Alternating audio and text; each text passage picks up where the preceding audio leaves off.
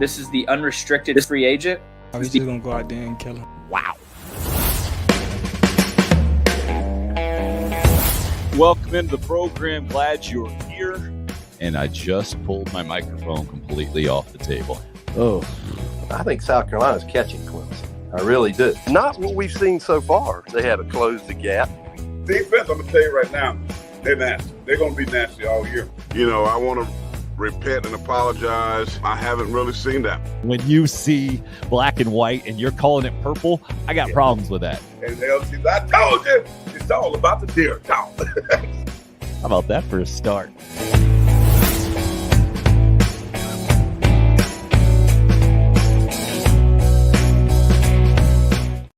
Are you not entertained? It's one of the best lines of my movie watching lifetime. Gladiator. Are you not entertained? The answer is a resounding no. I think for most Gamecock fans. 56 points followed up by 50 points.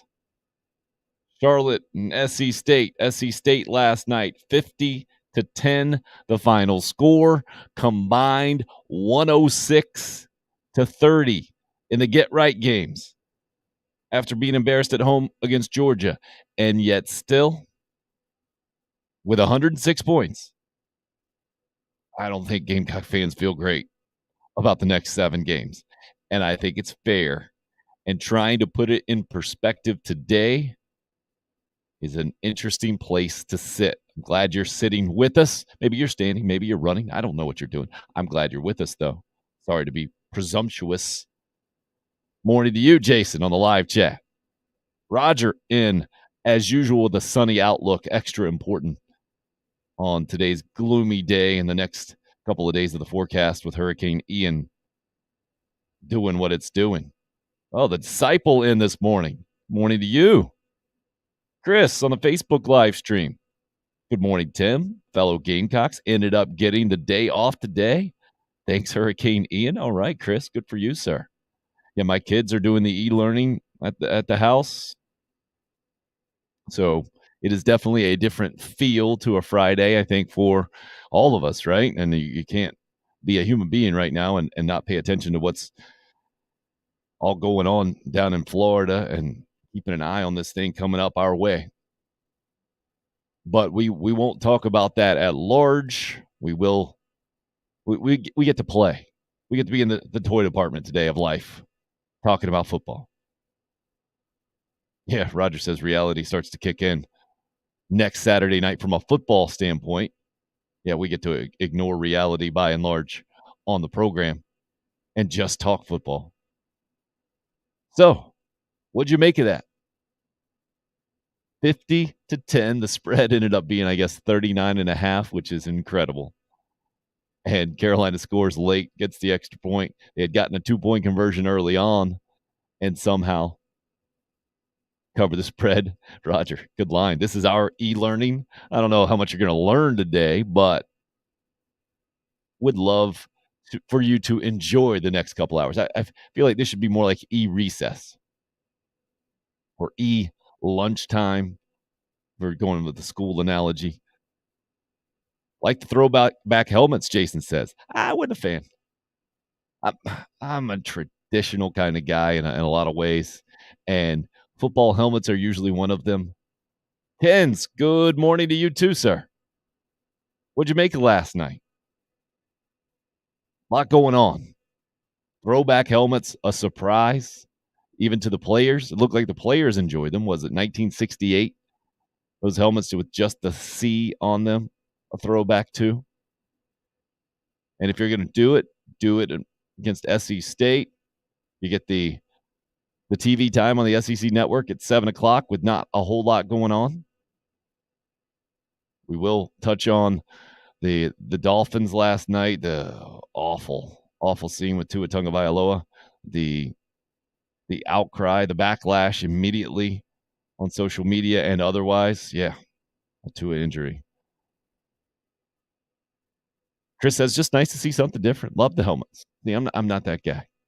I think the helmets kind of the least of the concerns. I think I appreciate Shane Beamer's outlook on the uniform deal. Hey, let's not focus on that, right? From a player standpoint, you guys, we got to focus on a lot more important things than exactly which uniform combination you're going to go with. Yeah. Roger, you could have given me 1,000 words. Nominal is one I would have never come up with to describe South Carolina football last night. Please explain, sir.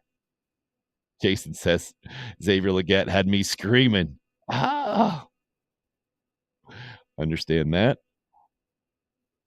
I think it is fascinating that South Carolina football fans can watch their team put up 50-plus points in back-to-back games and not be impressed or feel wildly optimistic about what's moving forward. I certainly haven't spoken to all Gamecock fans out there, but just having the pulse, my finger on the pulse. I'd like to think I got my finger on the pulse of the program, talking about it every weekday with you right here, live, 8 to 10. And scanning a little social media, talking to a few folks last night, watching the game.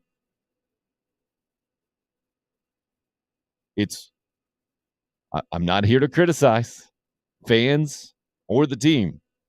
I am here to be as fair as possible in analyzing what we've seen and discussing it with you. And I don't know how to start any other way than say 50-plus points in back-to-back games. I looked it up this morning, and I got all the way back to 2008. Hadn't happened in South Carolina football history. Also fair to say, back-to-back opponents in Charlotte and SC State probably hadn't happened in that time either, right? It was 2012, I believe, the last time this has gotten close to happening. It was East Carolina and UAB when South Carolina scored 49 and 48 points, I believe, in back-to-back games. 72 in the Will Muschamp era was the highest clip I saw in recent memory. That was against Charleston Southern, that Ryan Helinski debut where it was completely uncompetitive. But I'm talking about back-to-back games now, 50-plus points.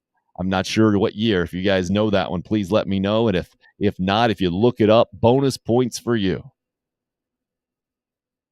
But even with that, we as college football fans are smart enough to understand, are smart enough to also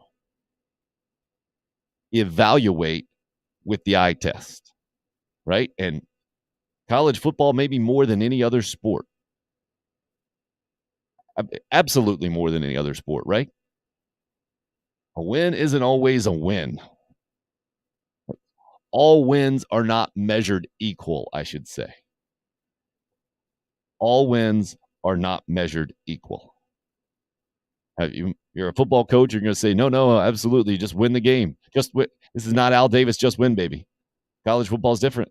You can go undefeated and not play for a national championship.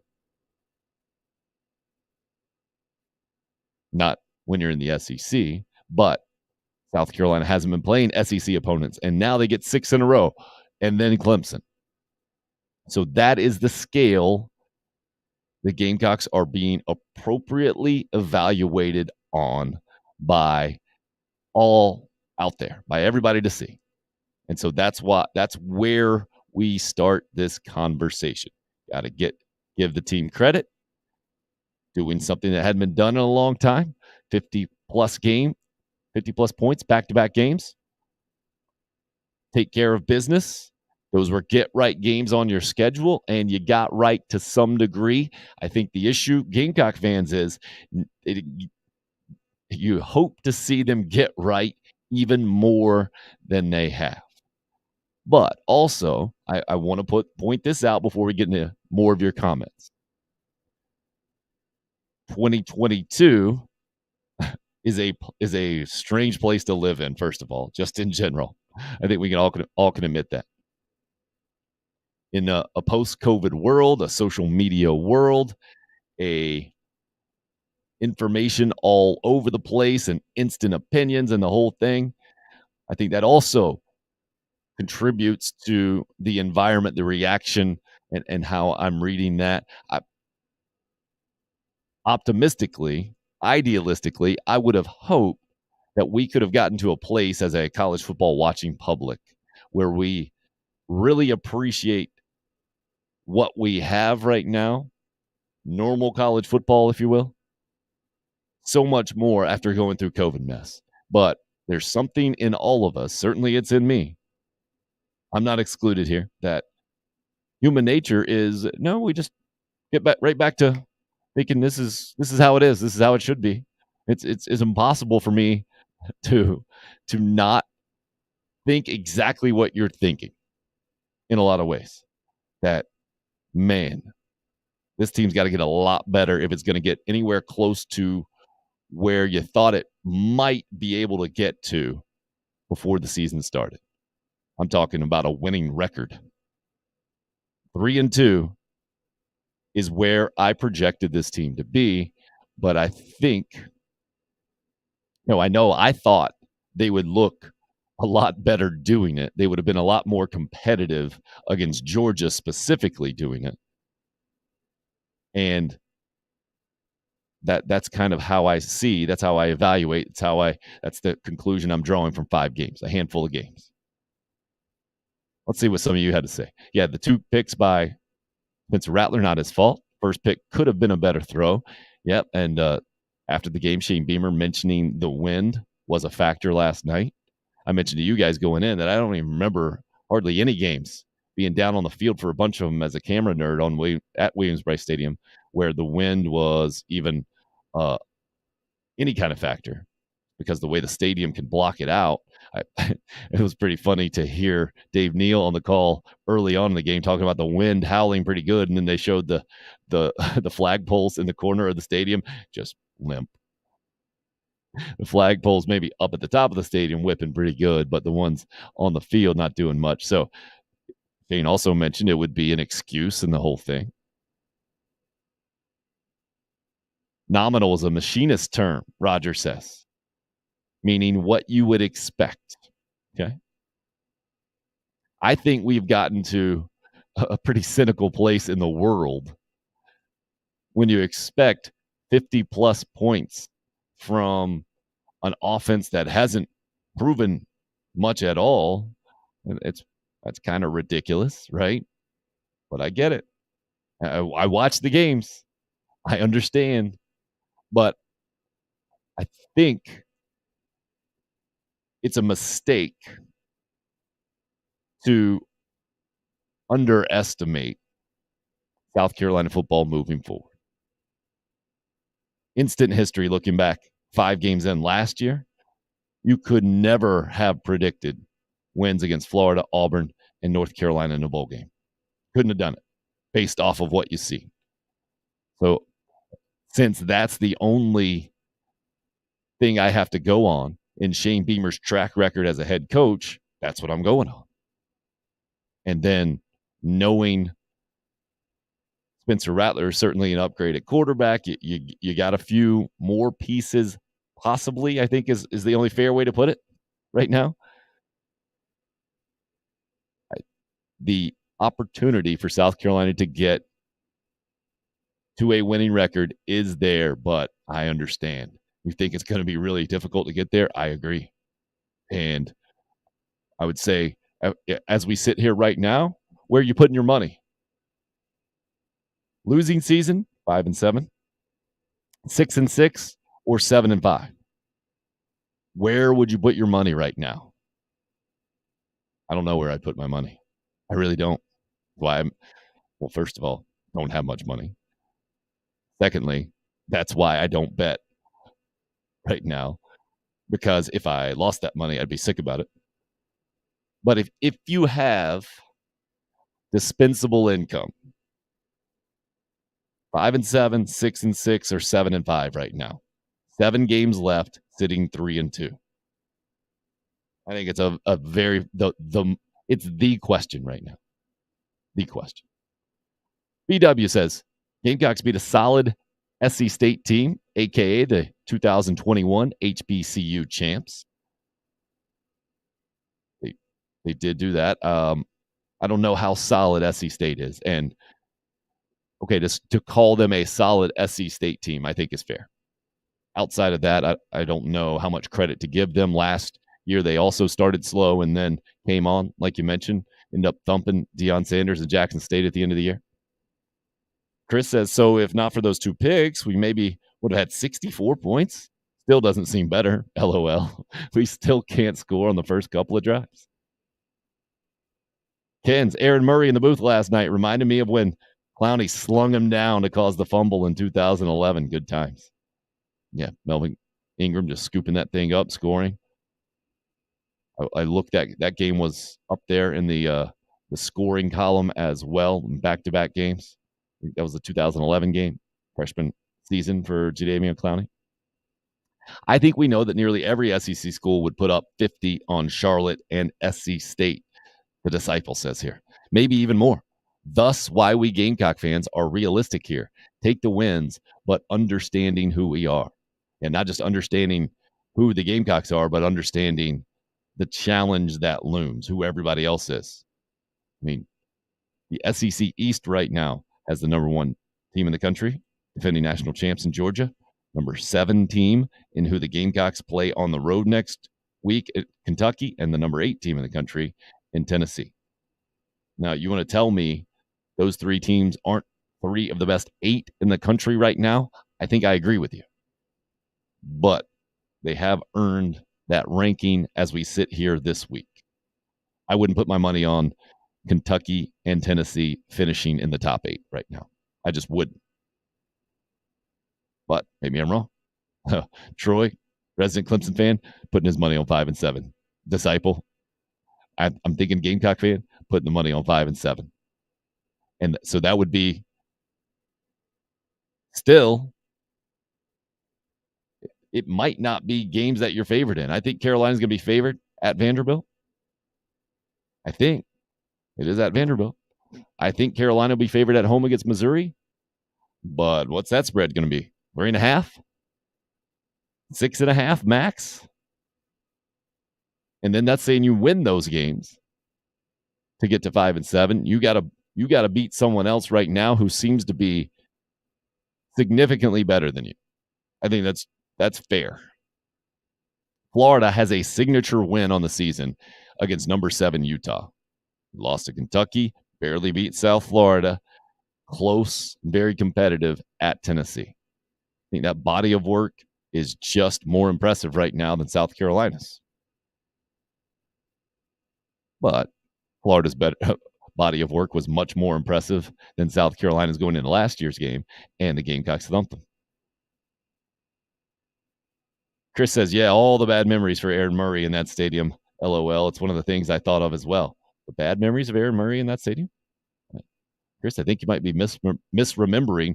Aaron Murray has bad memories in that stadium. He says the first time he's been back since 2012, I think. That was a nightmare for Georgia. And really the peak of South Carolina football, in my mind. 35-7 that night. Kirk Herbstreit and Brent Musburger up in the press box saying, man, this thing's swaying. This is crazy. After the game, Todd Gurley saying it's craziest stadium he's ever been in. Troy, dang, I picked it 49-10 last night. Would have nailed it if not for that 2-point conversion.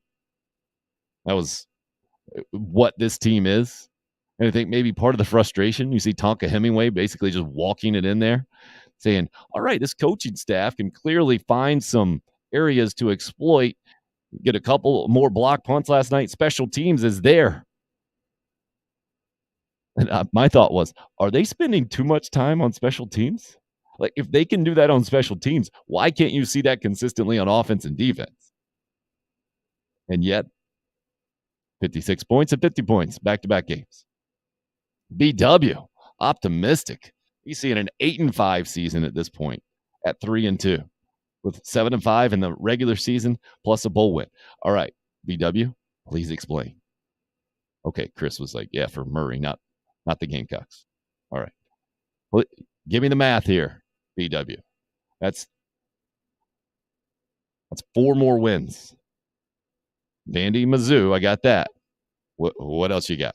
Florida has to be the next likely one, right? Next most likely one. What you got? Kentucky or Tennessee, 7 and 8 in the country right now. Texas A&M, first time ever, never happened. They're number 17 in the country. You do get them at home. At Clemson, possible. I think you'd get some good odds right now on that 7-5 plus a bowl win. Again, we wouldn't have been putting our money on it last year either, I don't think, if you are realistic in a lot of ways. So that's how I see the situation for Gamecock football as we sit here. Love to hear more than you or more from you. All right. You got to be that person, B-Dub. Come on. Vandy, Mizzou, Kentucky, and Tennessee, you're saying? 7 and 8 right now on the road at Kentucky, where it just hadn't been good lately, that series. Last year, just 16-10 game. Tennessee last year, uncompetitive, and does not seem to be a good matchup for the Gamecocks in the one matchup they've had with Josh Heupel. Maybe I'm hyping that up in the Shane Beamer versus Josh Heupel do. Chris says that's being really optimistic, LOL. Big stretch, not happening, not with the way we're looking on both sides of the ball. So, PW just gives the shrug. All right, let's hear more then. Let's put this in context as much as we can instantly right after last night's game. Let's hear from the Gamecocks about what we saw last night. Shane Beamer, part of his opening statement after the 50-10 win over South Carolina State. A lot to correct. Proud of the win. Proud of our team, the way they handled this short week.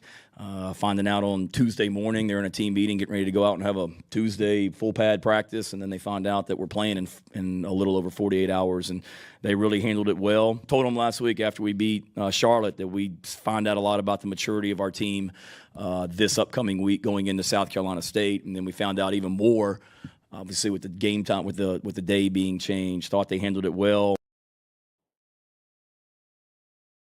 50-10 the final score. Marshawn Lloyd, not nearly as dominant in the run game. I think 80 yards is what he ended up with. Actually, great time to pop up the stats here for you. Let's do that. The individual stats here shows Marshawn Lloyd, 11 carries, 80 yards, a touchdown, long of 31. In the past game, had 3 catches for 11 yards. Also a touchdown. So 2 touchdowns for Marshawn Lloyd last night.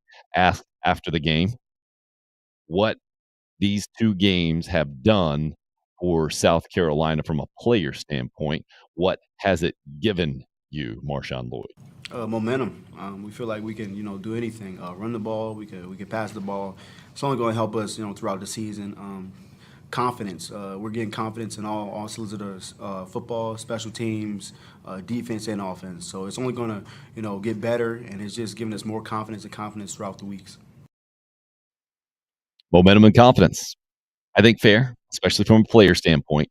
I get it that fans don't quite feel that. And I think that is an accurate assessment of the dynamic now of South Carolina football.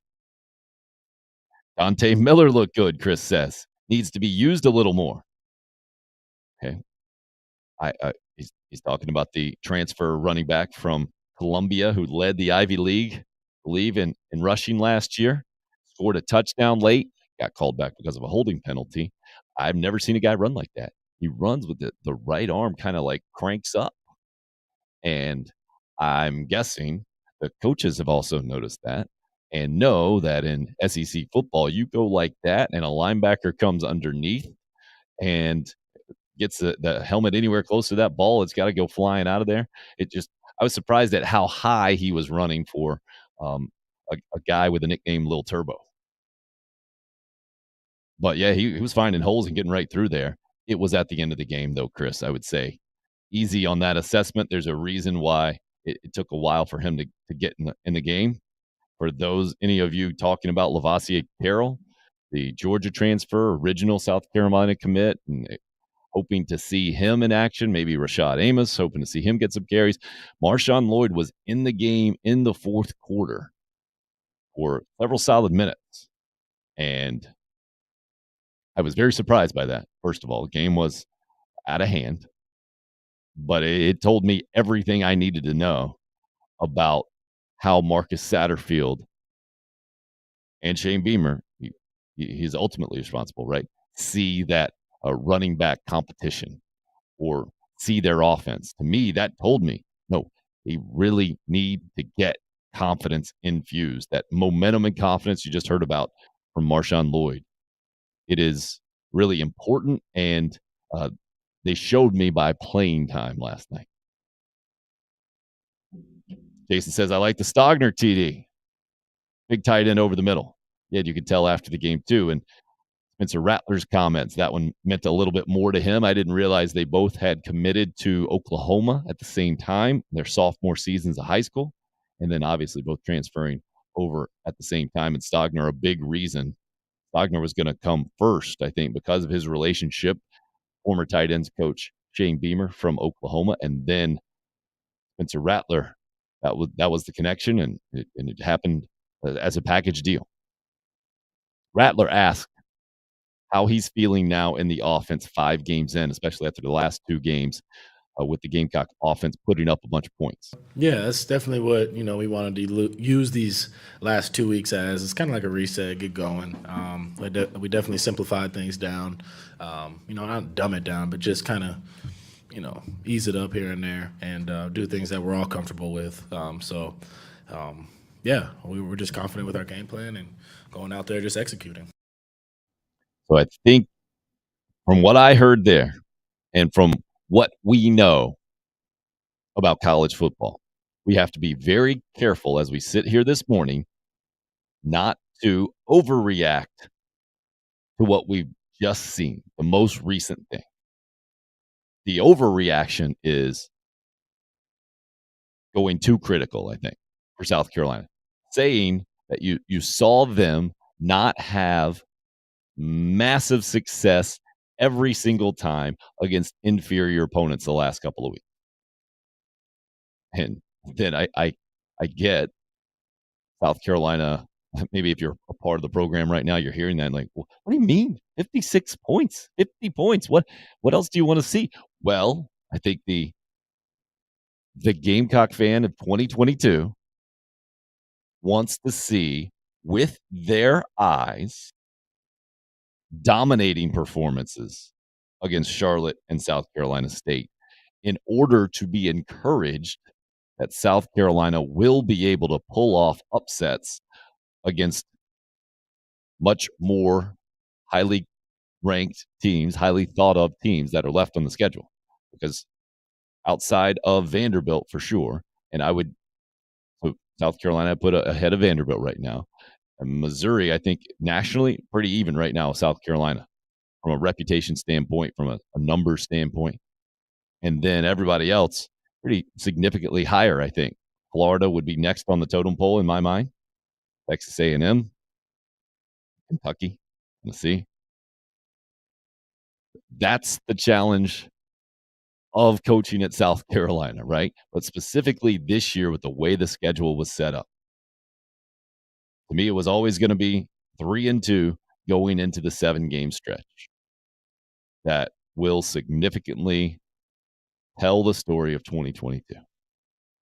And what we've seen in the first 5 games, I think is very fair to say, a little underwhelming. But in a way, and Ray Tanner used to say this about Gamecock baseball fans who were ultra critical or not happy anytime his team wasn't the best in the country. You got to take that as a compliment in a lot of ways if you're Shane Beamer. I think he's smart enough to understand that. He knew the raised expectations coming in year number 2, based off of how year number 1 ended. That's logically where Gamecock fans got. And ultimately, it's a compliment to the job that was done in year number 1. The tricky part in college football in these days is keeping that program headed in the right direction. I thought last night was that for Carolina. Nominally, is that the word that Roger used, right? What you expected? I'd say in a very small way, very gradual way, right? It was that to a small degree. I'm not trying to sell you something that you didn't see, that we didn't see, that didn't happen on the field. It wasn't a dominating performance from start to finish, clean as you would like it to be, where starters make it completely uncompetitive and then get to hang out in the second half. Nope. It was the exact opposite, actually, in the second half, where South Carolina State gets the ball and just marches it right down the field. And as a Gamecock fan at that point, I think you're only thinking, man, if South Carolina State can do that, what's the next 7 games going to look like? But it's also a bit of an unfair assessment, knowing that game as a whole, you limited them to 220 yards of total offense, I think. Let's pop up those team stats here on the video portion of the program. Total offense yards, 220. That's pretty dang good. Your offense, 404 yards against SC State. I'd say that's a meh in a big way. That is a C minus D like performance, especially after, what was it, 545 last week against Charlotte, running for 295. You run for 185, 6 yards per carry against SC State. I would say that's kind of like the floor of expectations. You better do that, at least, especially where this team is. Passing, 219 yards, 24 out of 30. Okay, my math tells me that's 80% completion percentage. 80% is pretty good. The 2 picks clearly weren't the quarterback's fault. And give him a pass on that one. I know they were saying it on the broadcast last night. What if those passes would have been caught? You add 50-plus yards maybe to the total and go 26 out of 30 as a team there. Then you're talking about, hey, that's what the offense needs to look like, right? But it didn't quite happen. And that was rough to watch. Xavier Legette twice. And appreciate how Spencer Rattler handled it afterwards, as you would expect a good teammate to do. Rattler was asked about the 2 picks that bounced out of his receiver's hands to the defense and end up going on his record. Hey, yeah, I went up to him after I said, I'm going to go right back to you, after the first one. And then the second one, I just said, keep your head up, man. Tough night for him. Had some, like you said, some bad luck on there, but I know he's the guy that works his butt off in practice and never does that. So I know he won't be doing that often. Rough to watch, right? And this has the potential to go one of 2 ways, as I see it. Only one of 2 ways. And I don't think Leggett played much after that second time, right? It's that fool me once, shame on me, fool me twice. Or fool me once, shame on you, fool me twice, shame on me kind of thing. Now, the coaching staff is kind of put to the test here, right? Has Leggett built up enough equity in practice in relatively limited game production to overcome that? Or do they just say, sorry, man, hey, you don't deserve the chance to be out there. You burned us twice. And that was against SC State. So how can we trust you on the road against the number 7 team in the country? Or is it, hey, man, those things happen. That was tough luck. We know those bounces will even out in our direction now, and go get them, big guy. We'll see. I think we all expect the first one more than the second one, don't we? I certainly do, especially based off what we saw last night.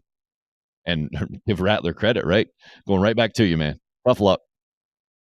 Don't let it go. No sweat. I'm confident in you. And then that second one happens, and you're like, you just got to go give him the tap, right? And that's one of those situations where there's words would only make it worse. And like coaching kids in baseball now, I feel like my role a lot of times, especially baseball where you fail a lot, and now my oldest is doing the kid pitch for the first time, so it's a big adjustment for kids, and there's a lot of strikeouts and a lot of just looks from the plate to me as the coach, like, I don't understand at all. How is that even possible? And so it's my job to be encouraging, say, hey man, good try, go get them next time. I think that's really important. But that's for 9-year-old kids playing baseball. SEC football is a much different thing. And you can only encourage so much based off of negative results. Chris says the word for today is consistency. Okay, interesting thought. Let's get more from Shane Beamer then about where he thinks his team is from a improvement standpoint, which does have a lot to do with consistency. I feel like we're playing better. Are we playing our best football? No. There's a lot to clean up, but I saw a lot of signs of us getting better as a football team over the last couple weeks, and people think I'm crazy. I mean, I saw signs of that at Arkansas. I saw positive things that, believe it or not, that I saw in the Georgia game, and we just continue to get better. We're a work in progress. We're 5 games in, and I think we're a better football team than we were 2 or 3 weeks ago, whenever it was that I sat in here after the Georgia game, and we've got to get a lot better, though. There's no question about it as we go into all SEC play and then Clemson at the end of the season. I think from the Gamecock perspective, that should make you feel like Shane Beamer really understands exactly where his team is. That's what I heard right there. He gets it. He knows it's easy to criticize. And when he points out positives in an overall negative performance, like any loss, but especially when you get thumped like you did against Georgia, he gets it that people say, what are you talking about, man? You're crazy. And he understands they have to get a lot better, which they do. Attaboy Ken's about to head out in this mess with a UPS truck. I'm sure you don't miss it, LOL. Not on a day like today, Ken's. Not on a day like today. Good luck out there, and we appreciate what you're doing, sir. But to me, what I just heard from Shane Beamer is encapsulating, meaning that I think that's all you need to hear right now about Gamecock football in a lot of ways. Playing a little bit better the last 2 weeks, but you better against Charlotte and South Carolina State. But if there has been improvement compared to what we saw in the first 3 games, the Georgia State slogging to a win in a lot of ways, Arkansas getting back in the game after getting down and then letting it get a little bit more out of reach, and Arkansas winning pretty convincingly, and then the Georgia blowout, you got to be a lot better than that. There has to be improvement from that Georgia game because it couldn't have gone much worse. And that showed, I think, a massive competitive gap between this year's team at South Carolina and the best team in the country. And it was a larger gap than I think a lot of Gamecock fans imagined it would be. And I think it's very fair to say the last 2 games haven't shown a tremendous movement towards closing that gap. Is that fair? Is that the best way to put that? Even with the results. The results, again, I don't even know, but you guys haven't come up with it for me this morning. I would have thought somebody would have had that ready. Last 50-plus back-to-back point performances for Gamecock football. It's been a long time, I'm sure, but it's also been a long time since South Carolina has played opponents back-to-back like Charlotte and South Carolina State. You got to evaluate that on a massive curve. And you got to understand everything that Marcus Satterfield and the Gamecock offense has to prove or had to prove after that Georgia game specifically. But after that 16-game body of work. So now 18 games in to the Shane Beamer era. I think there are still plenty of questions that Carolina fans rightly have for this team, this coaching staff, and the program moving forward. You can be optimistic, you can be supportive for sure, and you can go the other way and you make a case for it. Ken says we can get away with these slow starts against the lesser opponents, won't cut it in SEC play. Well, I think that might be the most disappointing in a lot of ways, right? Carolina would have come out last night and Xavier Legette would have walked in on that deep ball instead of giving it away in the first minute. Then Gamecock fans can say, yeah, that's more like it. Yes. Got a good shot against Kentucky. Shock the world kind of thing. That was crazy. I was watching the last few minutes of Feinbaum last night. I believe Tim from South Carolina called. Might have been another South Carolina caller. I think Tim was just making fun of North Carolina fans, and it was cringeworthy stuff. But a South Carolina fan asked Paul Feinbaum what he thought about the Gamecocks and then what he thought about going to Kentucky next week or the Kentucky game. He's like, oh, where is that one? Paul Feinbaum on the SEC Network, talks SEC football every day, had no idea South Carolina was playing Kentucky next week because South Carolina is irrelevant in the larger SEC football discussion after losing like they did at Arkansas, but especially after that thumping they took to Georgia. It's South Carolina football is only relevant to South Carolina football fans in a lot of ways, right? Maybe Kentucky fans will take some notice and get fired up knowing the little SEC Media Day thing that happened with Mark Stoops dropping the stupid sunglasses and Gamecock fans taking offense, and knowing how Gamecock fans have always and still looked down at Kentucky from a football context. Yeah, but to me, it was more the reaction, Jason. It was the fact that I watched Paul Feinbaum process that South Carolina is playing Kentucky next week, and he was being asked what he thought of the chances of South Carolina beating Kentucky were. And it didn't dawn on him at all that was a real possibility. That's what I saw. And I think that's pretty fair from his perspective, having seen what we've seen this season. Chris says, once again, we have a play in that first possession where we say, here we go again. Well, I'll go the other side of that, right? I don't think you wanted ultimately to see it go perfectly last night. I don't think maybe you need to see it before you can believe it. But last year, again, that's the most recent, the best body of evidence we have.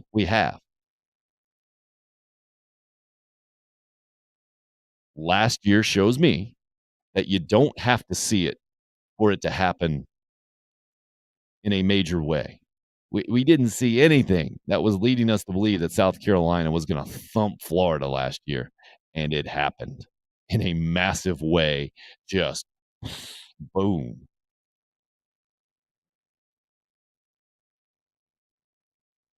Sorry, dramatic swig of water there. So that tells me that it can happen, and I think you actually have more reason to believe it can happen this year because it happened last year, first of all, for Shane Beamer and the coaching staff and a lot of the players. And you've got a more talented quarterback in Spencer Rattler with the ability to make it happen. Let's hear some more post-game comments. Shane Beamer last night was asked about the turnovers. Here, actually, let's do that a little bit. And so the turnovers actually he was talking about was the defensive turnovers Carolina was eventually able to get. We'll talk about that in a little bit. Here's more on the downfield passing game, which directly relevant to that first play where they tried to hit Xavier Legette, and he ended up bobbling it. South Carolina State picked it off. Well, there's no question about it. I mean, we're not going to be able to just run the ball and dink and dunk down the field and win football games. We've got to throw the ball down the field, and we need to continue to call it, and we need to continue to take those shots, but we got to be able to hit on them as well. I thought we were better tonight. A couple of those times, Spencer would probably tell you he'd love to air it out a little bit more and let guys catch and run. Jalen Brooks made a phenomenal catch in the first half on that one where he had to go up and get it in the air, and then the one to Jaheim. I think Jaheim came up and pretty quick and got to get that. But we work on it a lot, and we've got the weapons on offense between the tight ends and the receivers in the passing game where we've got to hit those shots downfield. And the more that we're able to run the ball successfully as well will continue to help us in the passing game as well. Got the weapons again. I mentioned going in yesterday that you can't keep saying that on offense if you don't back it up. And if you didn't have a good game against South Carolina State, then I was just going to be unaccepting of hearing that from now on. It just wasn't true, right? But you did see it last night to some degree. The Jaheim Bell catch he's talking about, the Jalen Brooks catch. There are some pieces there. Interesting that there were no shots taken to Amarian Brown down the field. Feel like what we're seeing is this offense continuing to try to find itself. And that is a bad sign, I think, 5 games in to the second year of an offensive coordinator's tenure. It's a bad sign. But what else did you expect this thing to be with what Carolina has had to work with? I think probably an unfair standard, and it's based off of what you see other places, right? Well, when Kansas can develop a tremendous offensive identity and get its quarterback, who was last in the country as a freshman from a quarterback production standpoint, to be first in the country now a couple of years later, well, you got to give the coaching staff a ton of credit, right? But working with the quarterbacks that Marcus Satterfield had to work with last year, with the offensive pieces that were kind of non-existent outside of Kevin Harris, from a proven standpoint, a proven commodity standpoint, now to fast forward and get Spencer Rattler in there, tremendous upgrade. To have Marshawn Lloyd 100% healthy, I think at least keeps Carolina about on par. If you want to tell me they're a little, if you were to tell me that 2021, the running back position is better than 2022, I think I probably agree with you. But I don't think it's significant one way or the other. A massive difference. Tight ends seemingly are better, right? Trayvon Kenyon didn't play last night because of that crazy 2-point conversion flip that he did. I guess tweaked his back. Shane Beamer said it tightened up on him last night. Could have played if he had to. Didn't have to, right? Nate Atkins continuing to see a bunch of playing time. Doing so, Beamer after the game saying it was 1,000% chance at it in the game if Atkins was on the field that they were going to run the football. So they had to break some tendencies with him on the field last night. You saw a pass from Luke Doty to him, I think, towards the end that was not pretty. And showed me why you might have seen him more in the run game than the pass game. But I understand what they were doing last night. One other kind of side note from last night's game is Greg Adkins, the offensive line coach, was not there. Has taken a brief leave of absence, and saying after the game, kind of explaining that, saying he thinks it's a relatively minor deal, shouldn't be that long, is really impressed with the job that I think his title is technically defensive analyst, Lonnie Tinsley, has done as part of the staff. It says he's a really good assistant coach, and he wants to make sure that he sticks around for a long time. So is feeling pretty good about their offensive line situation. Also, it's helpful that it's an experienced group there. But Greg Adkins, I'm sure you heard, not officially with the team last night, and dealing with they're calling it a minor health setback, I think, minor health issue that should not keep him away from the team for an extended period of time, as I understand it.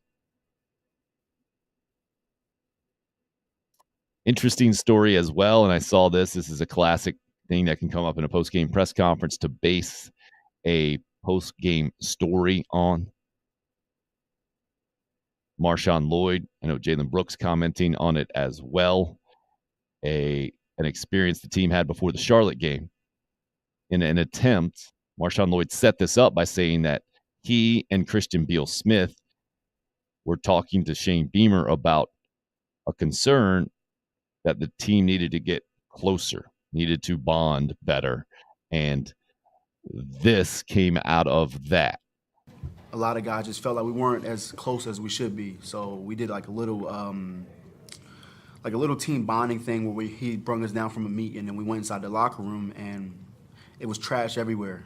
And pretty much Coach Beamer told us to everyone pick up a piece of trash and pretty much like throw away whatever's like bothering you or whatever's stopping you from being the best version of yourself. Some people were saying like just their selfishness, not being confident and stuff like that. So I feel like that was just big, like a big team moment for us, because a lot of us really felt the connection in there. And then since then we've really just been on one. We've been connected on all cylinders, and it's just been great so far. Interesting story, don't you think? How much stock you put into that is always really interesting to me, because never do you hear, or rarely do you hear, a coach talk about a team that doesn't have a great season on the field and say, oh man, they're great off the field. They were really close, really bonded and gelled and cared for each other and the whole thing. Don't we always only hear that after a team has success? And I find it a little disingenuous that is always the 1-to-1 ratio, or just always how it. I know that's not how it is, right? Frank Martin was as brutally honest or as open about that as always, like, yeah, you don't have to like your teammates. You guys they don't have to be buddies. Guess what? On that Final Four team, not everybody was buddies. They didn't love each other to the end and sing "Friends Are Friends Forever." Get the harmonicas out in the locker room doing a little kumbaya thing. That's just not how it works in real life, man. But you do have to have a bond, a competitive bond, if that makes sense. And clearly something happened last year. We've heard Shane Beamer, Marcus Satterfield, I believe, as well, talk about how the team grew closer, especially before that bowl game. We've heard that the night before the bowl game was especially emotional and impactful, I think. Well, whatever happened there, that team was different that day, right? We saw a different team against Florida than we saw by and large in the 2021 season. So you know something has happened in the past to be able to bring a team together. Chris says, I'm not asking this team to be perfect. I want consistency. The word of the day, LOL. No, I don't think you want consistency, Chris. I think this team's been pretty consistent in that it hadn't been very good. Right? Well, I mean, where are the massive highs to go with some underperforming stuff? I think it's been pretty consistent, man. Outside of what they should have been able to do against Charlotte, they haven't been able to run the ball very well. They haven't been able to stop the run very well. It's been pretty consistent, man. I think you want them to be consistently good or above average. I get that. I think it's fair. Ken's, good question. Do the pass interference calls worry you? Seems like every week we get a couple from Cam Smith. That has been wildly what's the word I'm looking for? Not unpredictable, maybe? That has been maybe the most surprising thing to me this season. That your guy, who some have touted as the best corner in the country, has been a liability nearly every time they throw the ball his way. I get it. Part of the reason that makes Cam Smith good, I'm sure, is how physical he plays. And it was interesting to hear Clayton White ask about him a couple of weeks ago. He's like, I wish we had 11 of those guys. That's what you want a football player to be. Well, he's got caught a couple of times. I mean, multiple times now in the last couple of weeks against non-SEC wide receivers. So, of course, I think you're crazy not to worry. All right, how's this going to translate against Tennessee, especially? That clearly can throw the football and has really good wide receivers. Even Kentucky against Will Levis and some of their wide receivers who have stepped up to fill the massive void that Wan'Dale Robinson left. We would have weapons if Satterfield was a better offensive play caller, Chris says. I'm sure it looks good in practice. It's not showing up on the field during game day. Chris, please acknowledge that you're saying this after 106 points have been scored. Because to not acknowledge that, I'm not trying to tell you that I think Marcus Satterfield's a tremendous play caller. I think we all need to acknowledge what would have satisfied you. What would have, there was going to be nothing to have had happen against Charlotte and South Carolina State to make you change your mind on Marcus Satterfield as an offensive play caller, as making him a good one. Nothing. What was it? There was a play, I forget exactly what it was, but clearly it was a good play call and it was executed just awfully. I forget which one it was now. But at the time, I remember thinking like, oh yeah, no fan is going to give Marcus Satterfield credit for that. That's just not how it works from those of us on the outside looking in. And yet it was a perfect play call, and ultimately it ended up in nothing. So was it a perfect play call? Right? You can go that philosophy. Well, it sure seemed like it was set up to work perfectly, and they just didn't do it. But as an offensive coordinator, you also got to know what your players can do too, right? So, Chris, I think you can still say to this point that South Carolina does have weapons. I think the real question is, do they have enough weapons or good enough weapons to be a good team in the SEC this year? And I think right now it's very fair to say they haven't proven that. But they're going to have the opportunity, right? That's what this next 7 games is. And Marcus Satterfield is going to have the opportunity to improve his reputation amongst the Gamecocks fan base, which is really the only thing that matters right now, right?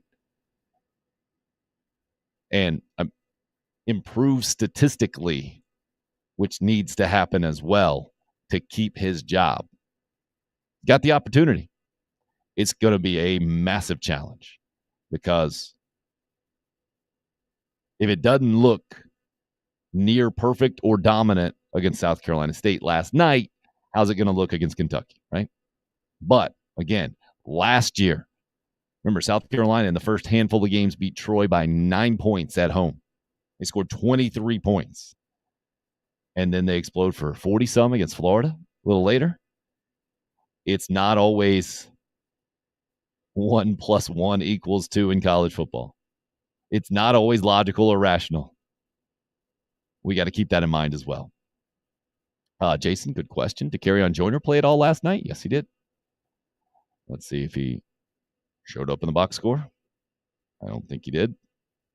If he did, it was so remarkable that the question needed to be asked. I'm looking at receiving here, and he's not in there as targeted at all. Rushing, nothing.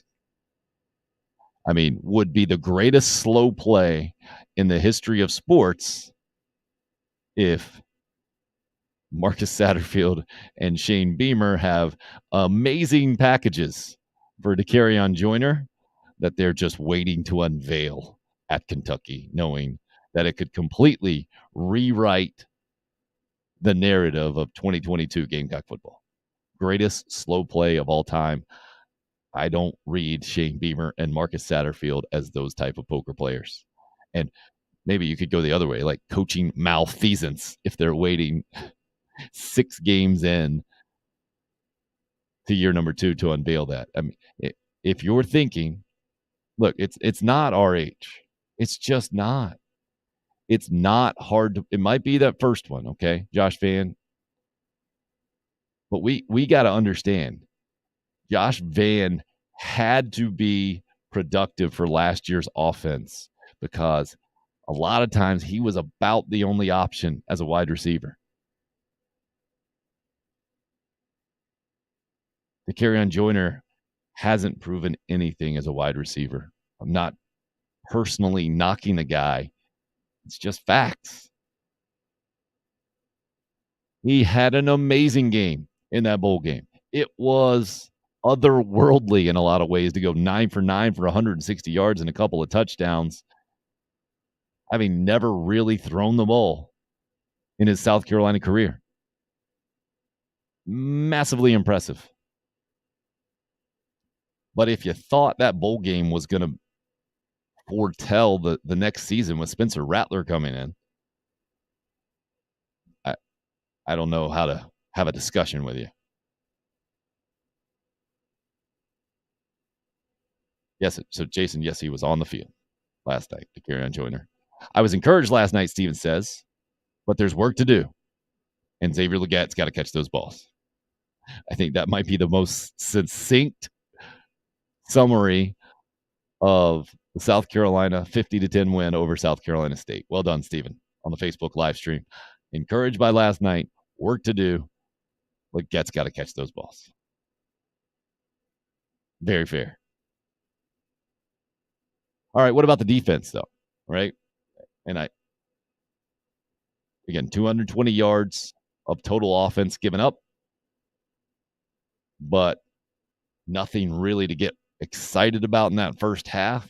Then some turnovers came. Here's what Shane Beamer had to say afterwards. When you fly to the football and you play hard, those turnovers tend to come, and we're certainly going to need them going forward as well. Would love to get a lot more in the first half going forward than the second half. That would be nice. But no, we emphasize it every day and in practice with drills that we do, offense versus defense and things like that. So we need to keep it coming. And there's a reason we led the SEC in takeaways last year defensively. You know, we work at it and we emphasize it. And we got to get back to that. We put ourselves in a little bit of a hole to begin the season. We got to claw out so we can get back ahead in that stat. And we got to quit, turning the ball over ourselves. So what's going to make Gamecock fans feel better? I think the only thing that's going to make Gamecock fans feel better about that starts at Kentucky, right? You win the turnover battle at Kentucky. You're able to turn those guys over and then not do it yourselves. Then you can start to, I think, come around to the idea that this team just did need a little bit to get going. The offense especially, I'm talking about, and defensively as well from a turnover standpoint. But you're supposed to get turnovers against South Carolina State when you're the Gamecocks. You're supposed to make sure Charlotte turns it over, force Charlotte turnovers. I think that's the problem with any sort of reasonably fair and logical assessment of South Carolina football right now. The Gamecocks won't be. You're not supposed to do that when you come in with a 3-2 record like Carolina has right now against playing at the number 7 team in the country, assuming Kentucky stays there. It's a big win at Ole Miss over the weekend. Or even if they don't, right? They drop to 15 in the country, whatever they might drop to. You're still not supposed to do that against the number 15 team on the road. There was a reason that South Carolina led the league in turnovers last year, but there is a reason, too, why that stat isn't really consistent, right? That a team like South Carolina can do that That team, but I don't think Alabama's forcing a ton of turnovers this year. Just because you force a bunch of turnovers doesn't mean you are a dominant defense. I think it's very fair to say last year's Gamecock defense wasn't dominant at all. Made some great plays. Did lead the league in turnovers. Got to give them credit for that. Absolutely. But I mentioned it preseason this year. If you expected that to happen again this year, I think you're a little nuts. If you expected it. Could it happen? Still could, I guess. But I've heard enough from people who've seen a lot of college football, and the Tommy Bowden talking about it way back in the day, mentioning how his dad thought about it, in that turnovers seem to come in cycles, and sometimes you get them, sometimes you don't, and there's really no explaining it.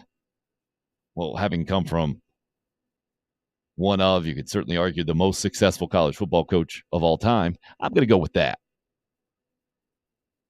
That's where I'm going to default to if I have to talk any about turnovers. What are you talking about? RH. I don't even know. Does Dakereon Joyner have another year of eligibility? Like, if that was going to happen, that would have happened a long time ago. No reason to stir stuff up, man. Lack of depth on defense, RH says, is what separates us from the elite programs. It will take Shane several years to build depth. Okay. If you're talking about Alabama and Georgia, for sure. Clemson, even possibly? No, I don't think this year, right? Certainly not in the secondary. You don't give up 45 points to Wake Forest and tell me you have an elite defense and a defense full of depth. I get it. Sam Hartman's good. But I think we've seen enough from Clemson to drop them down, right? I don't think maybe Ohio State belongs in that conversation with Georgia and Alabama. But I don't think this is how Gamecock fans need to think about the program right now. And I think Georgia very clearly illustrated that. It is a massive separation. It is not this. I'm putting up my fingers and what is that, 3 inches? I'm going to go at the top of the screen and the bottom of the screen right now. Okay. The top is elite in college football. Georgia showed that the gap between South Carolina and them, okay, if this is as wide as it could be, the top of the screen to the bottom, what's South Carolina? Maybe an inch or two up from as absolutely as bad as it could be. So to talk about what separates the Gamecocks from elite programs right now, to me, is a ridiculous conversation, because it's not just depth on defense, it's depth on offense. It is game breakers on offense as well. I would say right now, a play caller with proven production, consistent production as well, is a massive separation right now between South Carolina and the elite programs. And yeah, John says, RH, it's year 2 in all caps. Exactly. And that shouldn't be the standard. And I don't think most Gamecock fans have that as the standard, right? All right. I understand that's the goal eventually, to be an elite program. There are so many steps that have to happen to get up that staircase, if you will, that yes, it's going to take Shane several years to build depth, but Carolina's going to have to do a lot more than just recruit really, really good players. Chris says, I think we're building depth this year. A lot of freshmen playing. It's how you build depth when you don't have it. Give the young players experience on the field and gameplay. Well, first of all, you don't give the young players experience on the field. They earn it. And the fact that they earn it is the clear sign that you don't have a bunch of depth, right? With Nick Emenwari coming in immediately and having to play safety when RJ Roderick goes down on the 3rd play of the year. That was a clear picture, a clear sign that there wasn't a whole lot of depth in the Gamecock secondary.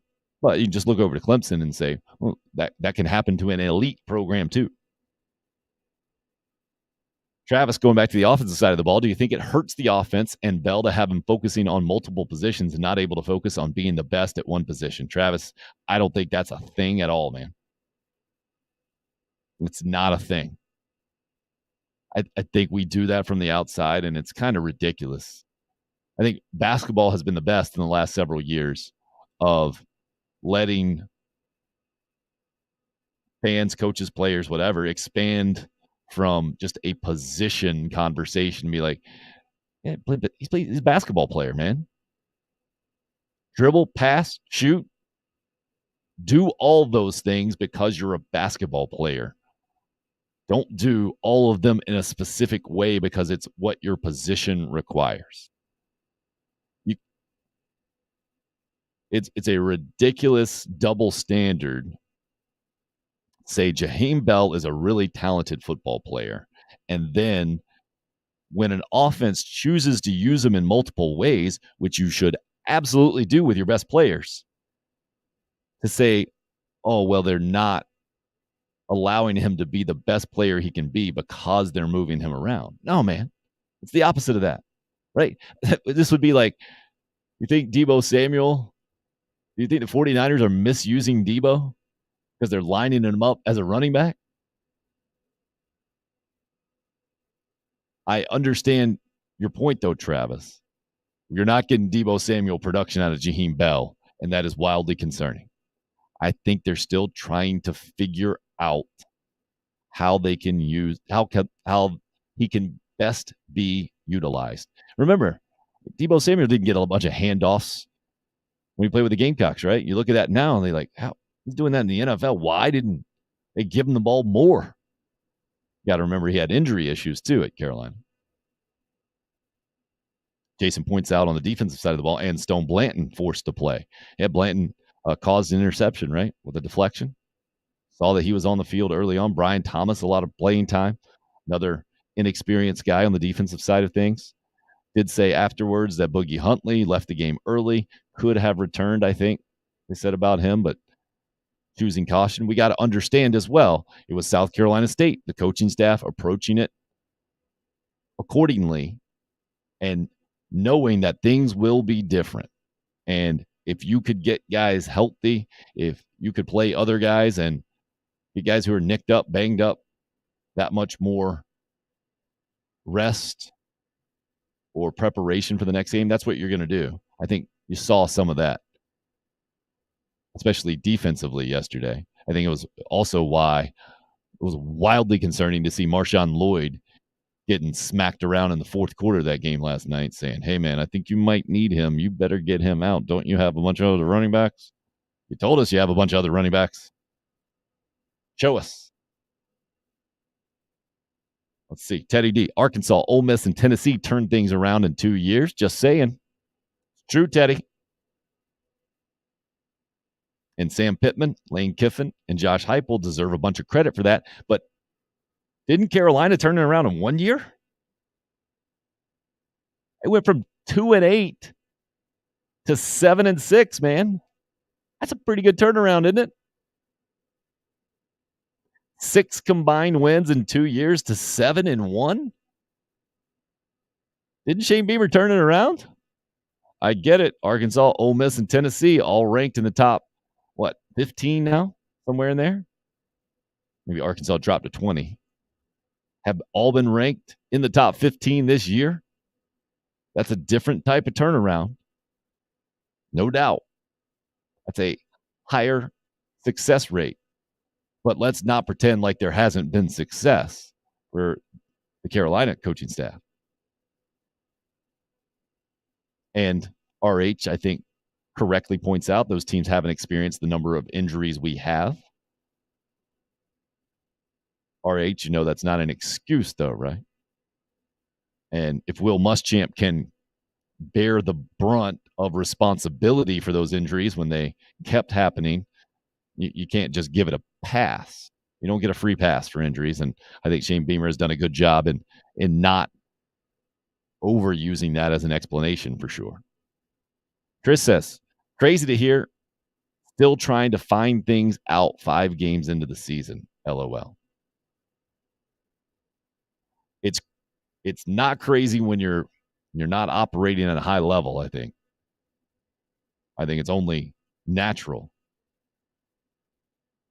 I think it might be crazier for those who are really optimistic about the Gamecock offense going in, that the offense only got 400 yards of total offense against South Carolina State. But again, based off what I saw last year, I wasn't expecting this offense to be that ideal scenario of Oklahoma combined with LSU, Lincoln Riley combined with Joe Brady. Basically, the child of the 2 best offensive minds maybe college football has seen in the last several years. I think to expect anything close to that ideal scenario was ridiculous. To hear that they're trying to do some of those things and then to expect them to look like that on the field, those are two separate things. Or to expect them to always operate at that extremely high level. But that is the environment. I get it. I get why. Troy, resident Clemson fan. South Carolina is a long way from the elite programs. It's not just depth. You need better players. I think Shane can turn it around, but it's going to take time. And this was always what year 2 was going to be after a really successful year 1, right? The push and pull between knowing it's year number 2, having some perspective on that, and yet knowing the expectations were significantly raised in a fast-forwarded manner after such a good year number 1, after so much progress in year number 1, I should say. Craig, good to hear from you, sir. Took the day off and slept in. Good for you. Craig says, I agree. We need Darius Rush back next week for sure. He's expected back. I think Shane Beamer at least sounded to me like that. As well as David Spalding, who didn't play in that game last night. That's 2 starters who I think are very important to the Gamecock defense that you didn't see play last night. And still you saw 220 yards of total offense for South Carolina State.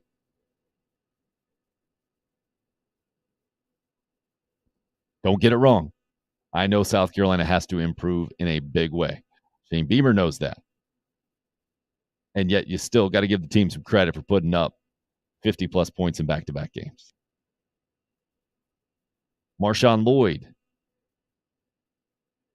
asked about playing better.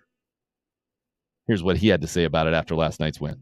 We're doing better. You know, it was always good to win. But as far as I feel like we're doing pretty good. We're getting better on offense, getting better on defense. We're putting up points. So I feel like any team you play, there's still another person. Like they're not just like slouches. So I feel like we've just been, getting better each week. And just next week, actually, SEC play it's a little different. But I feel like, our team is confident enough to be able to do the same thing we've been doing now, with the SEC team, because we're just getting more connected as a team as a whole. Mm-hmm. And the nod of agreement and the from Spencer Rattler there at the end. What about Shane Beamer about playing better? I feel like we're playing better. Are we playing our best football? No. There's a lot to clean up, but I saw a lot of signs of us getting better as a football team over the last couple weeks. And people think I'm crazy. I mean, I saw signs of that at Arkansas. I saw positive things that, believe it or not, that I saw in the Georgia game. And we just continue to get better. We're a work in progress. We're 5 games in, and I think we're a better football team than we were 2 or 3 weeks ago, whenever it was that I sat in here after the Georgia game. And we've got to get a lot better, though. There's no question about it as we go into all SEC play and then Clemson at the end of the season. A lot better is what sticks with me there. Shane knows it. Shane absolutely knows it. And he's not going to tell you that like other coaches do, right? He's not going to harp on that publicly, but I think it is absolutely being harped on behind closed doors. Got to clean this up. This has got to get better. That guy, he can't play if he's going to do that. I think that's how it works behind closed doors, and we don't see that. We see and hear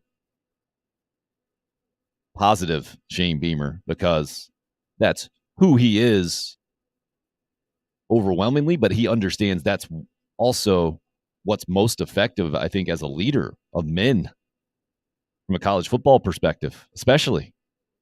I mean, he saw his dad do it for decades, get him to the Hall of Fame. And I think, especially maybe coming off of Steve Spurrier and Will Muschamp, who, I don't know, Muschamp was just his own guy, right? I think he is kind of a combination of Shane Beamer and Will Muschamp.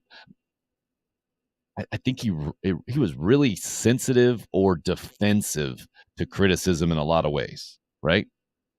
But also still really demanding of his players and kind of had that sarcastic sense of humor to begin with anyway.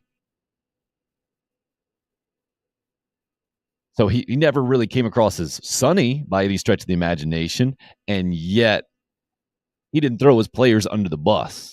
Steve Spurrier would absolutely throw his players under the bus, and they knew it because they got it in film sessions more than anything else, right? But he didn't hold back in front of cameras a lot of times. But he had built up a certain reputation that he could do that a lot more than certainly a first-year head coach like Shane Beamer. And also, he had so much confidence in just the way that he approached the game that that also infected his players. That was the part that Will Muschamp never could balance out in a lot of ways, I think. That whole preparation mindset and then almost being anxious about being prepared for every single thing before the games. And I think that energy rubbed off on his players, unfortunately for the Gamecock and Florida players as a head coach. Clearly, it works as a defensive coordinator, doesn't it? Somehow. It's so weird. But now Shane Beamer, I think we can make the mistake hearing him at the podium as much as we do of not understanding how also demanding he is of his players and staff. And you have to be in college football if you're going to be a good coach. And that's why at some point last year, at about this point last year, maybe it was another game after the Tennessee game, I was like, in my head, I was like, I don't know if this Shane Beamer hire was a good one. I don't know if he can be a successful head coach, much less a successful head coach at the University of South Carolina. But then what happened after that changed my mind. What has happened to this point this year hasn't changed my mind, hasn't made me revert back to where I was last year. I get it if it has for some of you, or it seems to me that some of you have given up or already come to your conclusion about Shane Beamer's offense at South Carolina through almost a season and a half. And I get it. I am closer to where you are in your opinion than on the other side of it being, hey, completely open-minded and this thing could go any kind of direction and the whole deal. It hadn't been good. There is a lot, like Shane said, of room to improve and a lot that needs to happen for this team to win more games this season. But knowing what they had shown last year to this point and then seeing what happened against Florida, seeing what happened against North Carolina, only reinforces the idea that I better not close my mind to the possibility that this offense at South Carolina can have some better games. And Spencer Rattler and his skill set makes me think that the possibility of those things happening in the last 7 games are higher this year than they were even last year. Jason says, I have hope for Shane as a coach. I do know he is an excellent PR man. Good point, Jason. But I think you also got to acknowledge how much of the job that is right now in 2022.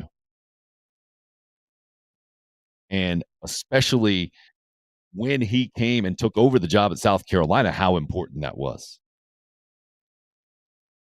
I think there were a lot of coaches out there that could have come in and stabilized the program and possibly done what South Carolina did last year on the field.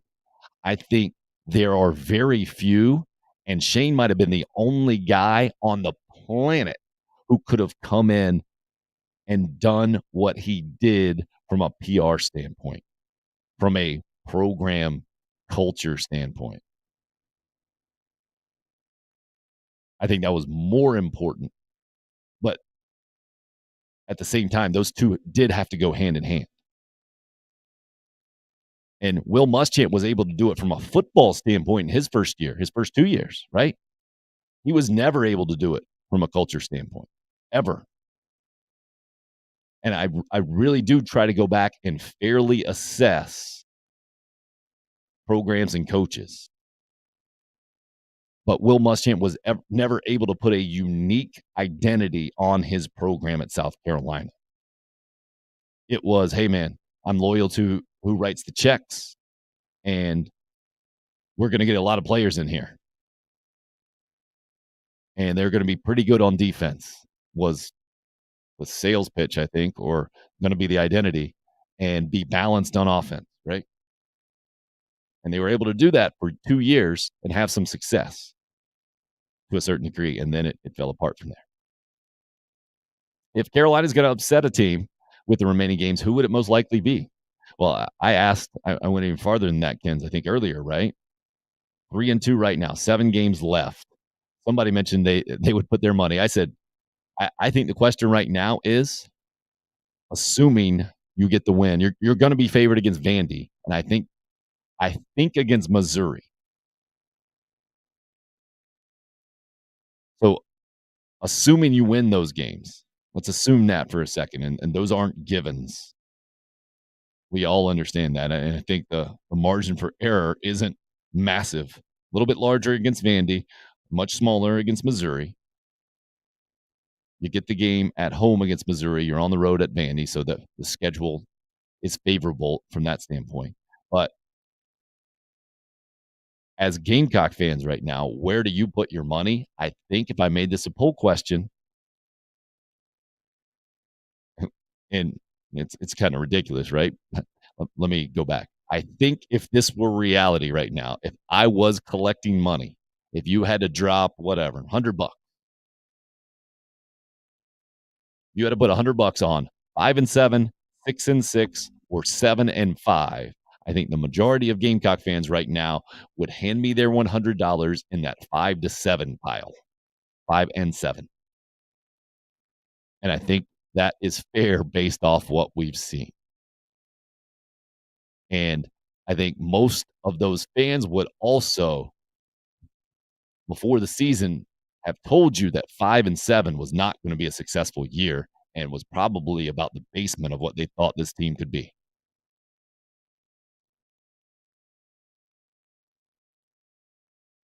The Tonester. Didn't hear Beamer say much about Luke Doty last night. May need to bring him in sooner due to his running ability. I mean, bring him in sooner. You're not taking Spencer Rattler out for Luke Doty. Rattler can run the ball as well. This offense is not designed to have the quarterback be a running weapon. Just not. I think it's part of the limitation of the offense. Part of what made Connor Shaw and Steve Spurrier's offense so effective, right? I think they need to do more to enhance it, but they're not going to be doing it with Luke Doty. They're just not. And if they are, I will be shocked.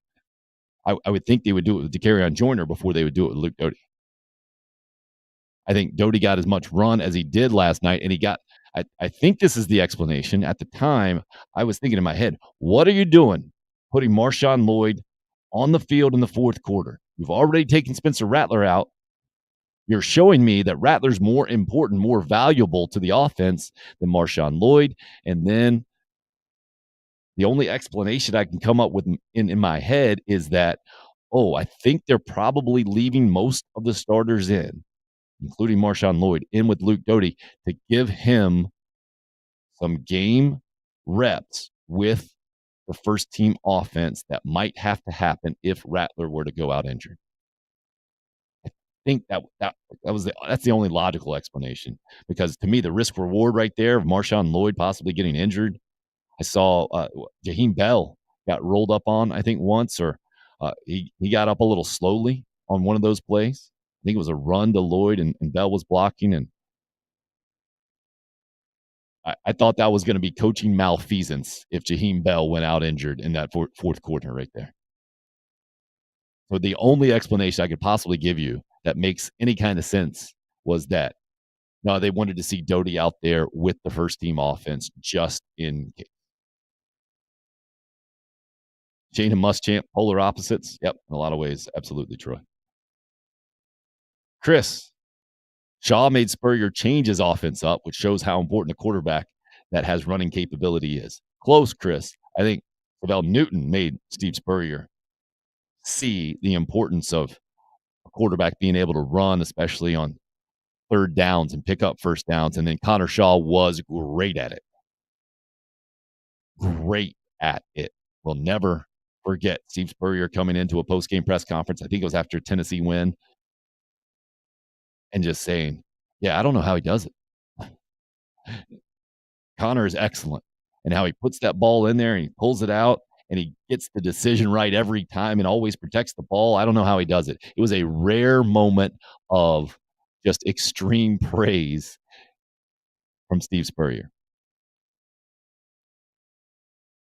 But I think we also ended up taking it for granted, maybe, or certainly because of Steve Spurrier's personality not being that guy. Like if Connor Shaw had played for Dabo Swinney, we would all gotten sick of the praise heaped on Shaw and his decision-making ability and the athleticism that was underrated, I think. So Luke Doty does have some Connor Shaw in him. I think that touchdown run last night showed you, like, he is a tremendous athlete. But this offense is not that. Or at least it isn't with Spencer Rattler. And I think it makes sense that it's not. Spencer Rattler can throw the football better than Connor Shaw. If you don't see that, I don't know what you're watching. Now, he hasn't been as effective as a Gamecock quarterback. There's no doubt about it. But can you imagine Spencer Rattler playing for Steve Spurrier? I think that would have been a sight to see. And I would have loved to know how Steve Spurrier would have talked about Spencer Rattler and to see how different it would have been. The comments would be than they are right now from Shane Beamer and Marcus Satterfield. Speaking of that, might as well play Shane Beamer's thoughts on his quarterback last night. But he's done a really good job of stepping up in the pocket, and what I was referring to early on was just when he was, feeling the rush a little bit, maybe backing up as opposed to just trusting it and stepping up into it. And part of that, give credit to our offensive line from a protection standpoint. They've been better the last couple of weeks. And then I think Spencer's done a good job as well. If anything, I told him on the sideline, like, quit running the ball and getting the crap knocked out of you, which he did a couple times as well. But he's a competitor. He's a good athlete. He showed that on one of those scrambles tonight as well, and he's a weapon with his feet. But yes, Phil, I feel like he's gotten a lot better of stepping up in the pocket, and I've mentioned it, and I know Sad has as well. When you give him something to work on, like, he really commits to it and works to get better at it. So that was Shane on his quarterback. Let's hear from Rattler himself talking about the idea of getting more and more comfortable now 5 games into the South Carolina offense. Yeah, that's definitely what, we wanted to use these last 2 weeks as. It's kind of like a reset, get going. We definitely simplified things down. Not dumb it down, but just kind of, ease it up here and there and do things that we're all comfortable with. yeah, we were just confident with our game plan and going out there just executing. You should be confident in your game plan against South Carolina State and Charlotte. Gamecock fans used to be ultimately confident in the game plan against Kentucky. But, man, things have changed in 2022, haven't they? And this weekend might show a larger crack in the opening that Carolina could have in Lexington next week. But Kentucky's been really solid so far. Ole Miss is a favorite this weekend in Oxford. 6.5 points at last check. And, oh, by the way, we got to get our picks going, right? It is Friday. We are 7-3 as a show, and I got to tell you guys, it's the most fun thing I've done on the show the last couple of weeks. I think it's the most fun. Really liked having all my Coach Pitch buddies talking to Coach Ballgame when he rolled into my little town up here, and having that baseball conversation was really fun. Having all those guys be a part of it was really fun. There's been a bunch of fun moments on the show for sure. I listened to Corey Miller go off, for lack of a better term. Be inspired, be fired up after that Georgia game. The highlight that pops out in my mind of doing the show here. But coming up with I guess it's what has been fun is that being on shows through the years and then doing picks pretty similarly to how everybody does them, right? Everybody does them kind of individually. Well, now to do them together with you, and then all of us being able to experience that together on a weekend, like, hey, how are our picks doing? Well, I guess that's what's been the most fun for me, watching the games that we picked, seeing how the spread affects it, right? That Tennessee game last week didn't go our way, the Tennessee-Florida game. The Clemson game did, but, oh, man, if they had gotten that 2-point conversion and we got beat with an 8-point win in overtime with a 7.5-point spread, oh, that would have been tough.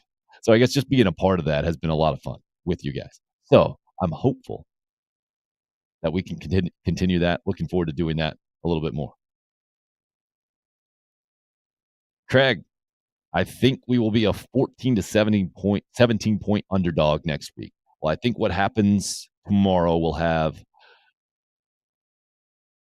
an impact on that. I think actually, as I say that, I don't see it being certainly less than, I don't know.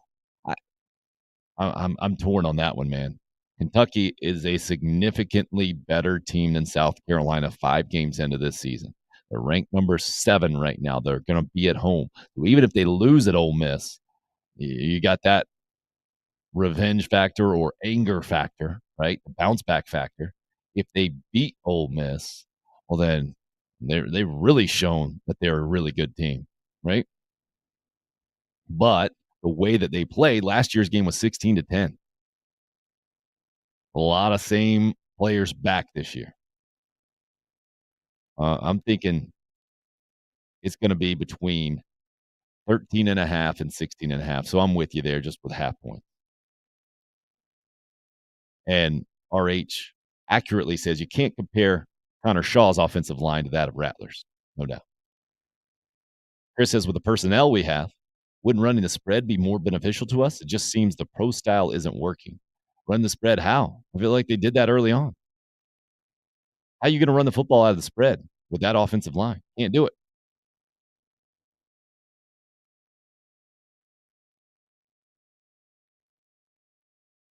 Roger, Tim. I was like, Tennessee, don't give up that garbage time TD. Yeah, me too, man. Tonester's already voting for taking Kentucky in the points. And appreciate you guys' kind words there. Let's get into some of the games. And I need to get back into not being a betting guy. I need to make sure these spreads are still accurate. Got them labeled from just the other day, right? When we previewed these things earlier in the week. So I want to make sure we have an accurate line as we sit here this morning. And if you guys are just hearing this pick segment for the first time, we will always put a half point on there. I'm not for ties. A dang kid pitch team tied the other night.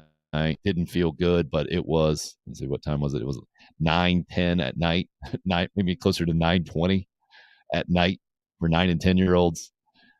Moms were not going to be pleased with extra innings. They just weren't going to have that.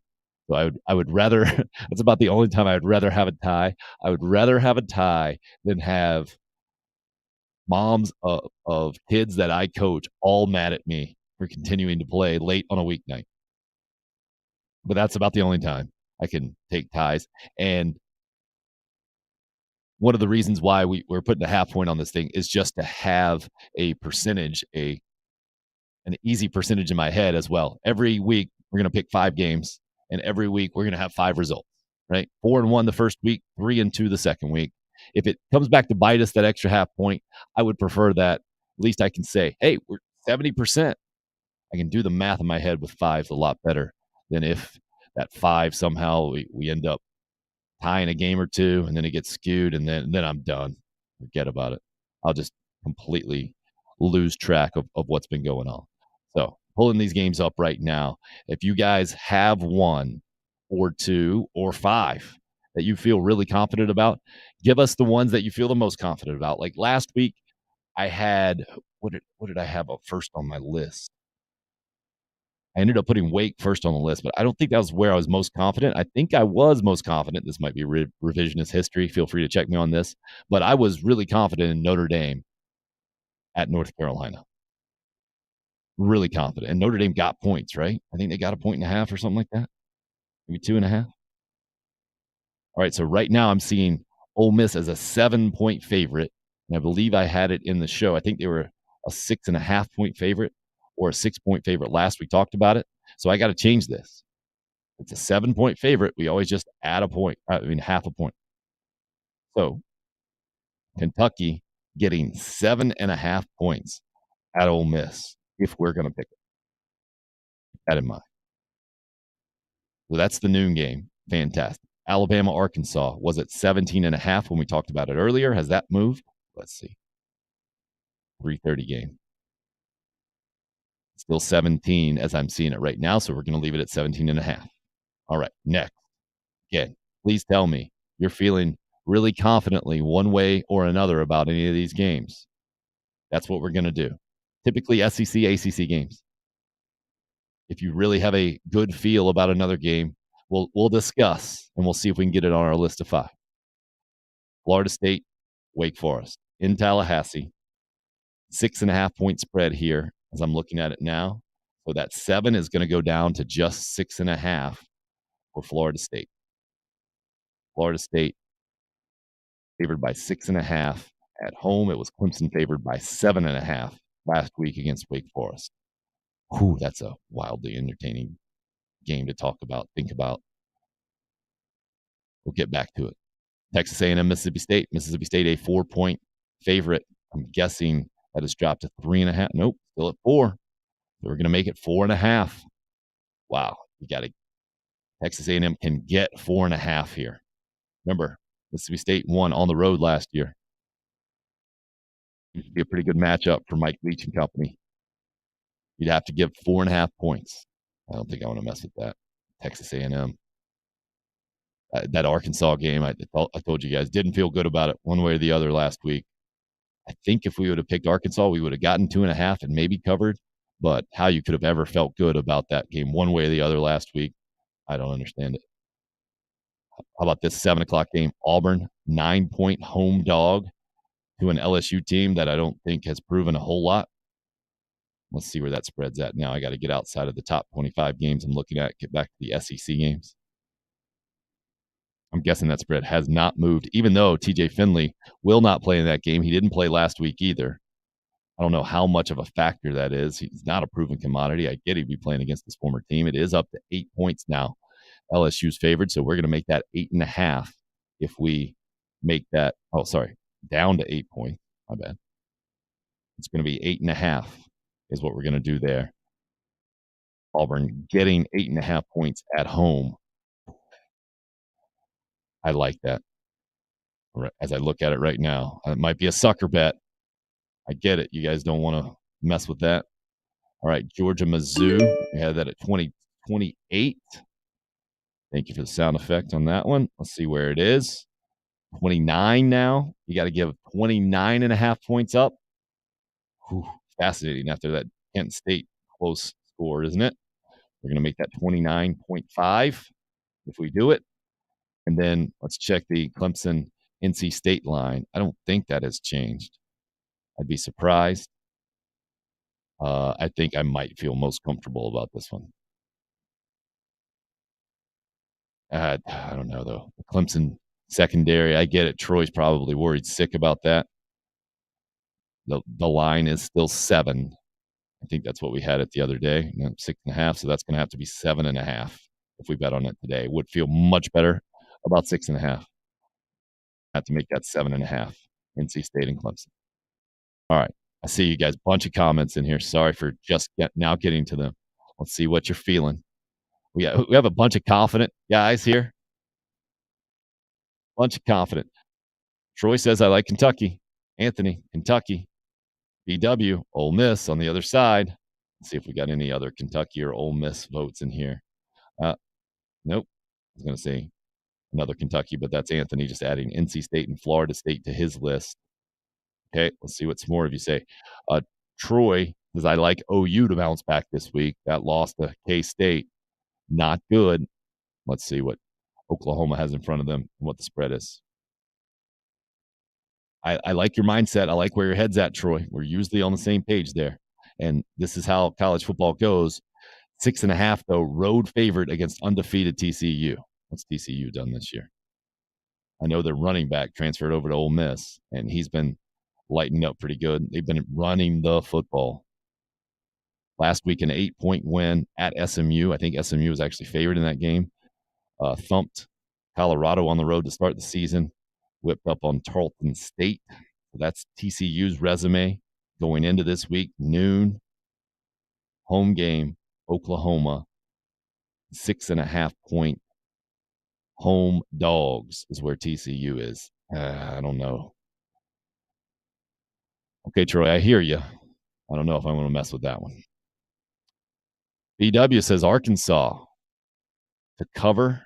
We're going 17.5 against Bama. I don't know if I like that one.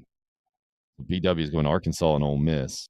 Craig, thank you for giving me the information here. Michigan minus 10.5 over Iowa. I'm with you on that. I like that a lot. Iowa hasn't looked good. Michigan, I think, has, and I'm guessing that game's at Iowa. If it's at home, it's a no-brainer to me. Troy likes Wake to cover at Florida State, right? Florida State is the 7.5 point favorite there. I think I like that one too. BW is going opposite of all of our feelings so far with FSU. Troy likes Mississippi State as well. And BW, are you just doing this on purpose now? It looks like you might just be doing this on purpose. Baylor, 2.5 underdog at home. What the heck's Baylor got? Who are they a 2.5 point dog to at home in the Big 12? Not Oklahoma. Oklahoma State? It's got to be Oklahoma State, doesn't it? Yep. Oak State. Whew. I don't know about that one. 9 versus 16. I don't know. We got Baylor paid off for us last week. I don't know if we want to ride them 2 in a row. Troy says Auburn's a dog with fleas. Craig, I like Kansas getting 3.5 against Iowa State. A game, if that game's at Iowa State, I think you're nuts. It's not. It's in Lawrence. Whew. That's where we are in 2022, isn't it? Kansas is 4-0, and they've made themselves relevant enough to be talked about in our picks. I'm going to think about that one, Craig. Anthony likes NC State, Kentucky, and Florida State. Whoa. I don't feel good about any of those, Anthony. Troy says, don't ask bad teams to win you money. I think that's fair. Chris, I think I like this. Texas Tech at K-State. Whoa. Both teams coming off massive wins, right? And you're going to go with the road team here? I don't know if I like that. What's that line? I think I would automatically default to the home team, but 7.5 points is a lot of points in that game.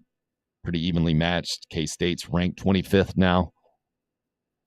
Texas Tech's quarterbacks played tremendously, I'm reading. More than 1,100 yards passing, 9 touchdowns. Let's see, what kind of weather situation? 65 degrees, so weather not going to be an issue out in Kansas. That's how I'm thinking about these things. All right, well, keep it in mind. I don't have a great feel on that one. Let's see, more of you guys. Bama may throw for 500 yards. Exactly, Troy. So Tonster likes Arkansas as well. I feel zero confidence in that Arkansas defense. I think they will score some points. But how is Arkansas going to stop Alabama? You like Wake to win it straight up, Troy? I kind of like that as well. Roger agrees. Oklahoma to win and cover at TCU. Roger, another Wake to cover. It sounds like we're strong on Wake for a second straight week. Roger likes Oklahoma State against Baylor. Anthony admits he likes standing on the ledge. Good for you. Especially when you're not going to lose money on it, Roger. All right, you guys are tough. I don't know if we figured out anything here in the initial discussions. All right, I think Kentucky, right? What are we going with that game? At Ole Miss. But because the line is what it is, I think we got to take 7.5 points, don't we? Well, I think that's the first one I like. UK plus 7.5. And maybe Lane's been playing mind tricks on the Ole Miss faithful, kind of calling them out. But the fact that it's a noon game at the Grove, everybody's going to still be hammered and tailgating. That thing won't be raucous. I mean, not compared to SEC environments. I like Kentucky there. I'm with you guys. That's our first one. All right. Are we going to go Wake as well? Just 6.5, though. Florida State wins the game by a touchdown. I think there are going to be a ton of points scored in that sucker. I do have more confidence in Sam Hartman over a bit of a banged-up Jordan Travis. I think I got more confidence, though, in the Florida State defense over Wake. That's what, man, I don't know. Let's table that one for a second.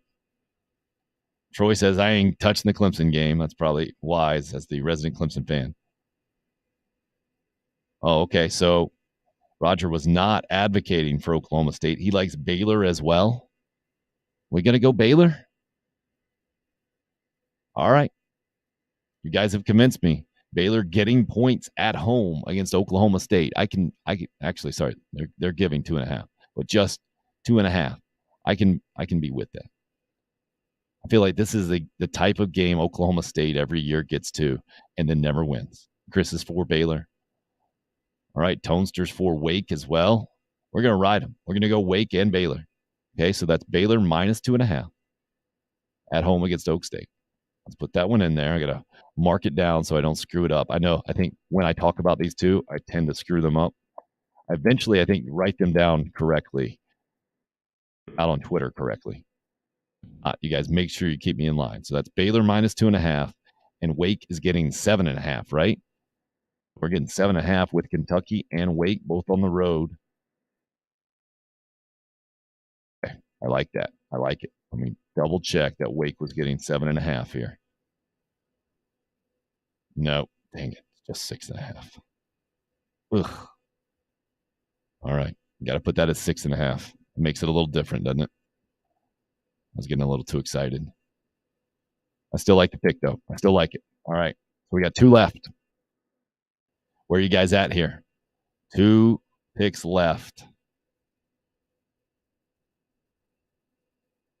Can go anywhere in college football, but you got to make a good case. Troy says, I like Oak State. Okay. Troy, you have spoken. You can say nana, nana, nana. I told you so. If we get that one wrong, it's not happening now. Anybody feel strongly about Mississippi State A&M? To me, that Baylor is the underdog. No, not that I'm looking at. Baylor. Yeah, I thought they were at first, too. I said it wrong, I think. Baylor is a 2.5-point favorite, what I'm seeing right now. Another busy day? As well, they should be. Of course be. it is. You're a CIO At in home. 2022. Sorry about that. Baylor's 2.5-point favorite at home, but it's just 2.5. I'm okay with that. It's Kansas, the home dog, against Iowa State. But it's Kansas. Texas getting 9.5 against West Virginia. Night game, though. Coming off the loss. I get that. I don't have any confidence and consistency there at West Virginia. Yeah, the question is which A&M team shows up.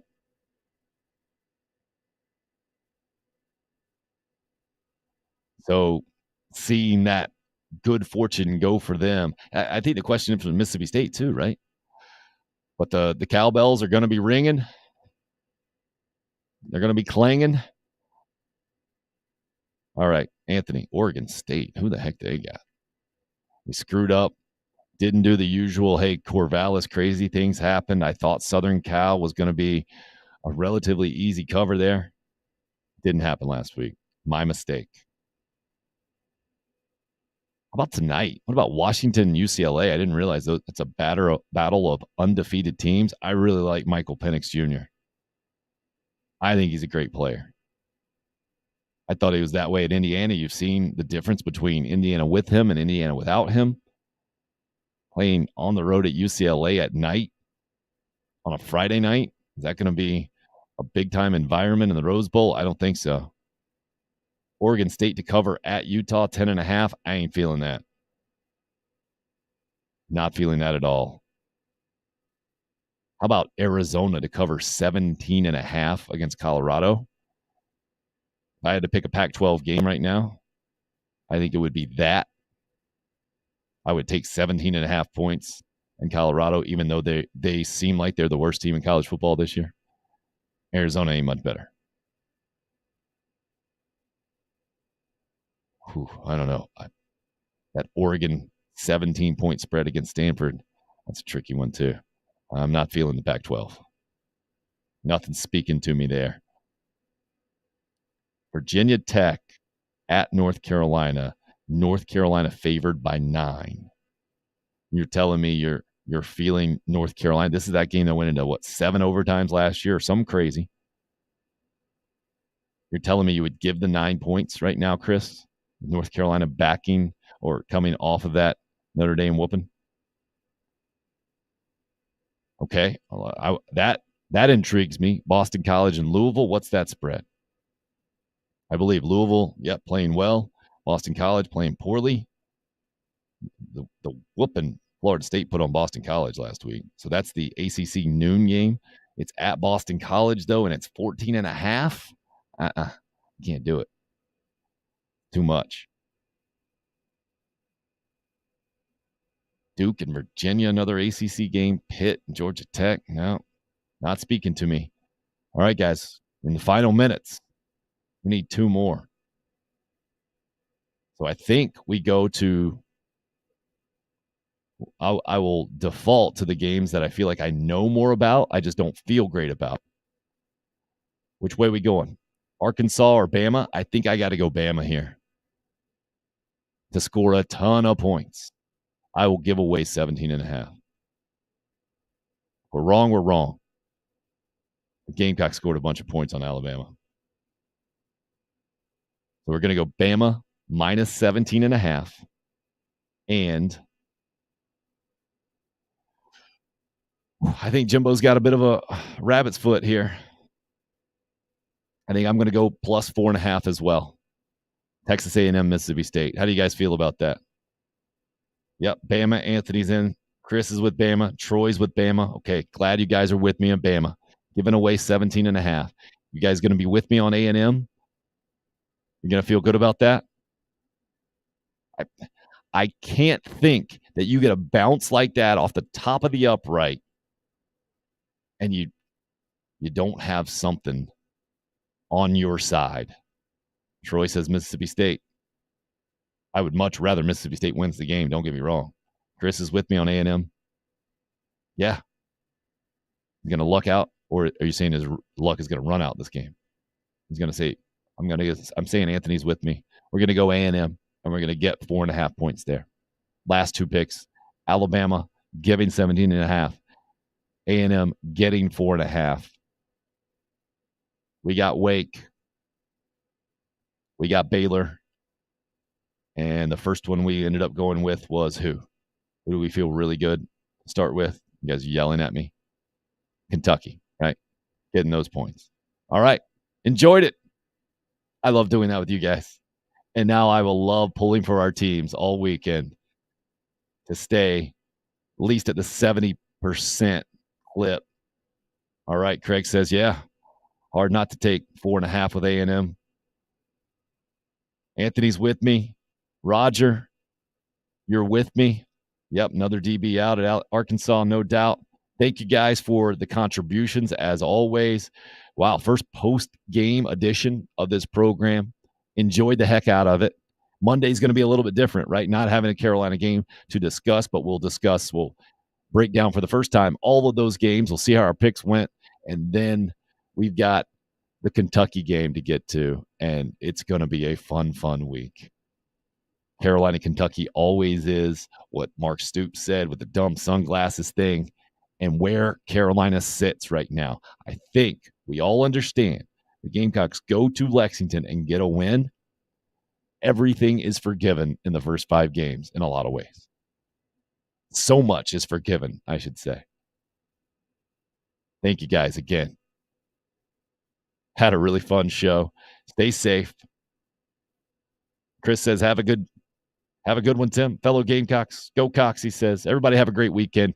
Please keep in mind, we are so fortunate to have college football with us this weekend, ideally to be out of harm's way, keeping everybody in mind that is not and can't enjoy college football this weekend. If we have the privilege to just be upset about college football this weekend, man, what a life, right? That'll do it. September 30th edition. Tim Hill, unrestricted free agent.